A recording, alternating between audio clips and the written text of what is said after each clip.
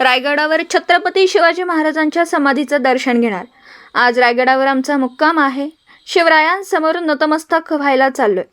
रायगडाची माती कपाळावर लावल्यावर पुन्हा अंतरवलीत येणार। नवीन कायद्यानुसार पहिले प्रमाणपत्र मिळाले की विजयी सभा घेणार। अभ्यासकांनी त्यांचे विचार अधिसूचनेच्या हरकतीमध्ये मांडावेत। फेसबुकमध्ये बोलण्यापेक्षा हरकतींमध्ये विचार मांडावेत। मराठवाड्यातील एकही मराठा आरक्षणाशिवाय राहणार नाही। दुसऱ्यांच्या अन्नात माती कालवण्याची सवय नाही। तह झालेला नाही तर कायदा झालाय। मराठे जिंकलेत। मराठ्यांची नियत साफ आहे। कायद्याच्या अंमलबजावणीपर्यंत आंदोलन सुरूच राहणार। सर्व समित्यांना जोरात कामाला लावा। आज आमचं आपल्या विश्वाचं दैवत छत्रपती शिवरायांच्या चरणी पुन्हा नतमस्तक होण्यासाठी चाललो आहे रायगडाला। आज मुक्काम इथं आम्ही रायगडला। उद्या सकाळी 30 तारखेला रायगडाच्या चरणी नतमस्तक होऊन तिथले पवित्र माती कंपाळी लावून आशीर्वाद घेऊन पुन्हा अंतरवलीला येणार आहे। नाही मी तो कायदा बनल्याच्या नंतर दर्शन घ्यायला येईल म्हणून मी आता दर्शन घेण्यासाठी चाललो आहे। तुम्ही त्याच्यामार्फत हे जो कायदा काल बनला आहे, अधिसूचना निघाल्या, याची अंमलबजावणी झाल्याच्या नंतर आणि याच्यामार्फत ज्याची नोंद मिळाली त्याच्या सोयऱ्याला एक प्रमाणपत्र मिळालं की मग विजयी सभा घेणार। अगोदर हे सांगतो, बरं झालं तुम्ही विचारलं, अगोदर हे सांगतो की सरकारनं त्यावरती म्हणणं मागितलेलं आहे। 15 दिवसाचा वेळ आहे म्हणणं देणाऱ्यांना। मराठ्यांच्या महाराष्ट्रातल्या बांधवांना सांगतोय, माझं असं म्हणणं आहे आणि विनंतीसुद्धा आहे सगळ्यांना, जे अभ्यासक आहेत आरक्षणाचे, जे तज्ज्ञ आहेत, ज्यांना आरक्षणाच्या कायद्याबद्दलची, घटनेच्या कायद्याबद्दलची माहिती आहे, घटना अभ्यासक आहेत आणि कायदा अभ्यासक आहेत, ज्यांना आरक्षणाच्या बाबतचे बारीक खचखाळगे माहिती आहेत, या सगळ्यांना विनंती की तुमचं म्हणणं तिथं मांडा। हा जो सगळ्या सोयऱ्यांचा आता कायदा बनतोय, इथं तुमचं म्हणणं 15 दिवसात तिथं मांडा।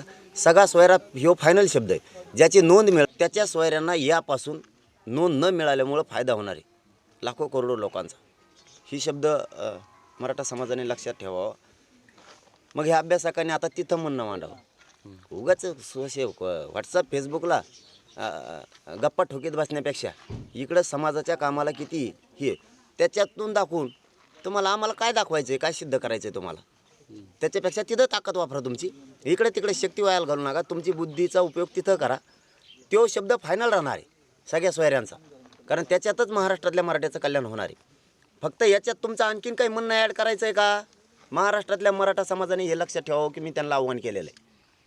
तुमचं काय म्हणणं मांडायचं आहे का तुम्ही तिथं मांडा, म्हणजे आणखीन तो कायदा मजबूत होईल। ध्यानात असू द्या सगळ्यांना मी खरंच हात जोडून विनंती करून सांगतो, अभ्यासकांना, सगळे तज्ज्ञ आहेत, जे कोण असतील, वकील बांधव असतील, त्यांनी मराठा समाजाचा तो सगळ्या सोयऱ्यांचा होणारा कायदा मजबूत होण्यासाठी तुमचं काय म्हणणं आहे ते मांडा, ते त्याच्यात घेणार आहेत। इकडं कशाला मांडता आणि इकडं कशाला लिहिता, आमकं झालं तर काही झालेलं नाही। काहींची म्हणतो मी उगा पोटदुखी, विचारलं नाही म्हणून काही नाही केलं, काय विचारायचं आहे? समाजाचं कल्याण झालं आहे, मी माझ्या मायबाप समाजाला विचारतो आणि ते करतो। समाजाचं कल्याण झालेलं आहे। आणि याला जोडून एक महत्त्वाचा विषय, मराठवाड्यात कमी नोंदी सापडल्यात, त्यामुळे आपण गॅजेट घ्यायचं लावलेलं आहे सरकारला। त्याचबरोबर मुंबई गव्हर्नमेंटचं सुद्धा गॅजेट घ्यायचं सांगितलं आहे। 1902ची सुद्धा जे पुरावे ते सुद्धा घ्यायचे सांगितले, सातारा संस्थांचे सांगितले। विशेष करून मराठवाड्यातल्या मराठ्यांना सांगतो, कोणालाही टेन्शन घ्यायची गरज नाही, मी आहे तोवर, कोणी टेन्शन घ्यायचं नाही। एकही मराठवाड्यातला मराठा राहणार नाही, हे शब्द मी तुम्हाला आज देतो, एक सुद्धा राहणार नाही। कोणाचं चांगलं व्हायला लागलं की त्यांच्या अन्नात माती घालायची, त्यामुळे काही होणार नाही त्या कायद्याला। त्याचे राजपत्रित अधिसूचना निघालेल्या आहेत, काहीच होऊ शकत नाही आता, काहीच नाही। हरकती घेतील ठीक आहे, परंतु त्याच्यात त्यांना एवढं तरी डोकं पाहिजे बैठक घेणाराला, मराठ्यांची नियत चांगली आहे। वरचे जे आहेत ना थोडे आमचे काही, ते हे थोडे 10-50 जण जे आहेत ना, हे आरडाओरडा करायला लावते त्यांना याच्यापेक्षा इकडं आरडाओरडा करण्यापेक्षा तिथं हरकती मागितल्या, तिथं म्हणणं मांडा ना तुमचं समाजाच्या बाजूला। समाजाला साथ मिळेल ना तुमची, तुम्ही आमचे आहेत ना, कशाला सोशल मीडियावर आणि त्याच्यावर लिहून तुम्ही गैरसमज पसरता?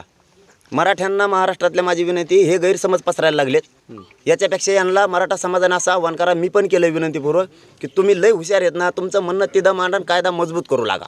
इकडं बोंबलवून आमचं गोरगरिबाचं अन्नात माती घालू नका. आव्हान मी सुद्धा आता केलंय की जेवढे अभ्यासक आहेत, घटनातज्ञ आहेत, जे आपले वकील बांधव आहेत, मोठमोठाले जे अभ्यासक त्यात लोक आहेत, यांनी सगळ्यांनी आपल्या जातीची आपण टर उडविण्यापेक्षा त्याच्यात काय मोठेपण आहे तुम्हाला, त्यापेक्षा तुम्ही तिथं तुमचं ताकदीनं म्हणणं मांडा, म्हणजे कायदा मजबूत होईल. आणि मराठा बांधवांनाही महाराष्ट्रातली विनंती, ते जे बडबड चालली यांची, त्याच्यापेक्षा त्यांना असं सांगा की तुमचं म्हणणं तिथं मांडा, म्हणजे आमचा गोरगरिबाचा कायदा पक्का होईल.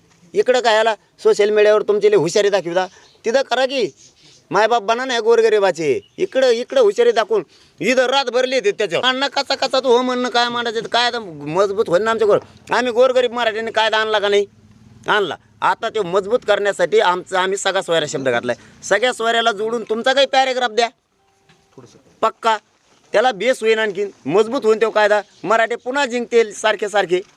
आम्ही जिंकून आलो, ते नाही गेले न काय आलं. तो आलता का पै इथं बसला घरी गोधाड्या पांघरून 50 आणि आम्हाला लागला शहाणपणा शिकायला. आम्ही कुकडीत पोरं तिथं, आणखीन पोर रस्त्यानं चालत येत. रात्री काल मी माजलगावला गेलो, मला कमीत कमी 200-250 गाड्या भेटल्यात. ते म्हणले आम्ही दमाने मुक्काम करत आलो. हे श्रेय नाही कळत का तुम्हाला? शहाणपणा असल्यासारखा लिहितात त्याच्यावर काही बी. बघा त्यांचा घ्या आदर्श. ते बैठका घेऊन सुद्धा हरकती विरोधात मांडण्यासाठी सज्ज झालेत. तुम्ही सोशल मीडियाला सज्ज झालात काय? तुम्ही तिथं सज्ज व्हा सगळे. महाराष्ट्रातल्या मराठ्यांना विनंती, यांना सांगा, मी पण विनंती करून सांगितलं की तुमचं काय ज्ञान आहे ना तिथं वापरा, कायदा मजबूत होईल. इकडं सोशल मीडियावर वापरून वाटोळं करू नका, अन्नात माती घालू नका.